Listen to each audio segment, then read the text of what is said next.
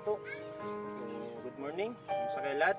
So, samahan niyo kayo sa episode na to, manghuli ng isda gamit ang fishing net dito sa fish pond ni Mr. Acero.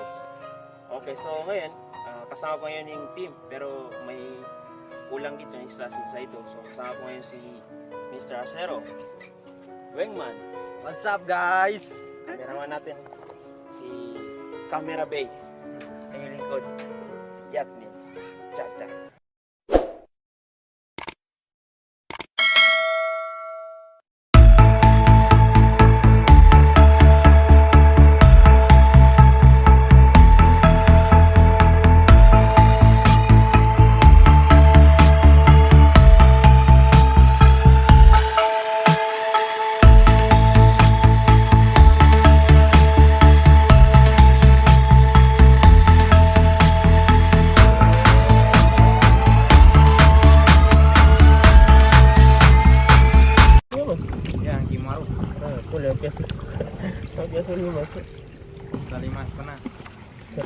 A few moments later.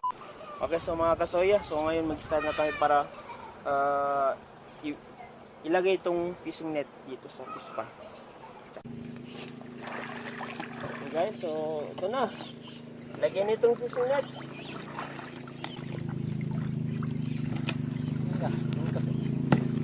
Hindi, bisa ito rin ba? Tangabayin ko na patugan. Yabay puron kami. Nabaga ni. Timpiahin ka magukat. Damakwa ni.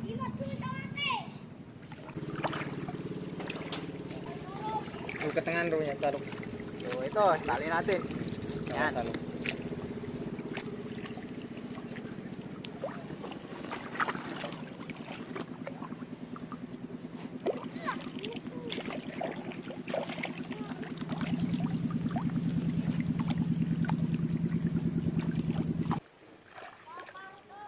What?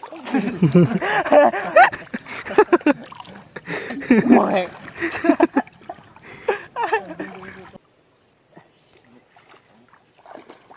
Wala sa ano yan kahit what, kahit kayo. Uy, watu. Ya? Ya ba? Ha? Ba? Mababa. Tangga penutup ko eh.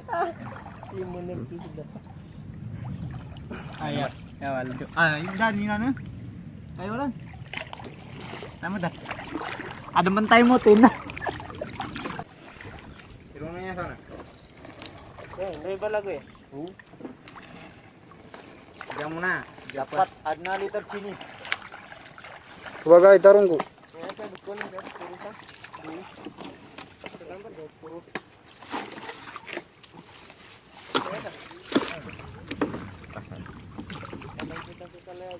Rugi ka to sa kuha natin. Yan ito. Yan, lagyan natin dito para with turus. Sarap na. Ano ba? Ikuan ka rin? Tumbog ka? Okay guys, so lagyan namin ng tulos. Tulos. Yeah. Okay, so iwan namin itong fishing net ngayon. So mamaya, balikan lang mamaya. Kung makauli ng mga iba't ibang klaseng isda. Insyaallah. Inshallah. Ada deh.